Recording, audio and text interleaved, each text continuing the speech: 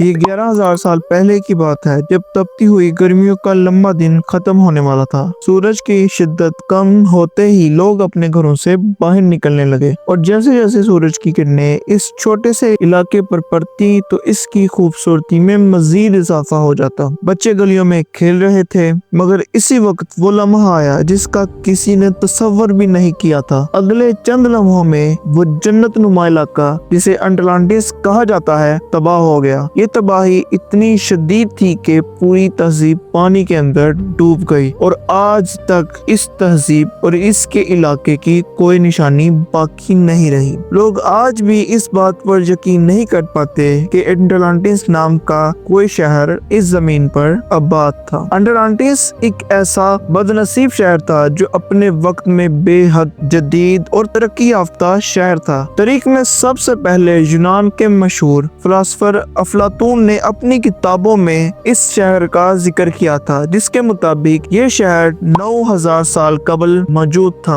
और कुदरती आफत या अल्लाह तबारक व तआला के गजब की वजह से ये समुंदर में गर्क हो गया। ये अपनी किताब में लिखते हैं कि ये शहर अपने हजाम और वसाहत के लिहाज से न सिर्फ एशिया से बड़ा था बल्कि एक दारानुमा जजीरे की शक्ल में आबाद था। दूर दूर तक हरे भरे मैदान और जरखेज जमीनें मौजूद थी। वहाँ पर बेशुमार बुलंद व बाला इमारतें और शाहाना महल मौजूद थे। वहाँ के लोगों के लिए सोना चांदी मामूली सी चीज थी, जबकि इन्होंने खुद को देवताओं का दर्जा दे रखा था। अफलातून के मुताबिक अटलांटिस के लोगों में मोजजाती फितरत और जादुई ताकतें पाई जाती थी, जिसकी बिना पर वो अपने आप को कामिल समझते थे और इनके पास इतनी दौलत थी कि शायद कभी किसी बादशाह के पास भी इतनी दौलत नहीं हुई। अटलांटिस की इमारतें और सड़कें ख्वाबों की दुनिया जैसी थी। शहर का इंतजाम, सियासत और तामीराती तरीकेकार आज की जदीद इमारतें मसलन एहराम मिस्र, ताजमहल या बुर्ज खलीफा से भी बढ़कर था। अफलातून ने लिखा है कि अटलांटिस के लोगों ने